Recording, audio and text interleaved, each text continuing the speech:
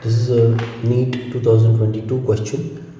A shell of mass m is at rest initially. It explodes into three fragments with masses in the ratio 2:1. Fragments having initial masses, equal masses, fly off in mutually perpendicular directions with speed v. Speed of the lighter fragment is what?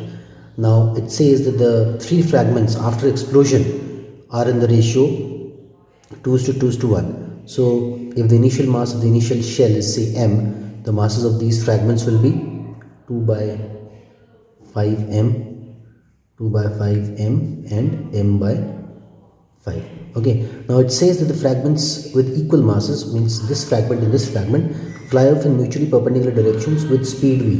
Now we can apply law of conservation of momentum out here because there is no net external force acting on the system. So before the explosion, the momentum of the system is 0, and after the explosion also the momentum of the system should be 0, right? So these two particles, let's call them 1 and 2, they fly off in mutually perpendicular directions. Okay, and this is the third particle. Say we can call the third particle is p3, first particle p1 and then p2. So p1 and p2 have masses 2 by 5m, and this p3 particle has mass m by 5. Now say we can consider also these as momentum vectors. We know that the vector sum of p1 plus p2 plus p3 is 0 because the initial momentum is 0, because initially it says that the shell is at rest. So the vector sum of p1, p2, p3 will be 0. Let us call the horizontal component of p3 as p3x. Now p3x will be equal to p2, that will be equal to 2 by 5m into v. p3y will be equal to p1, which will be equal to 2 by 5 mv.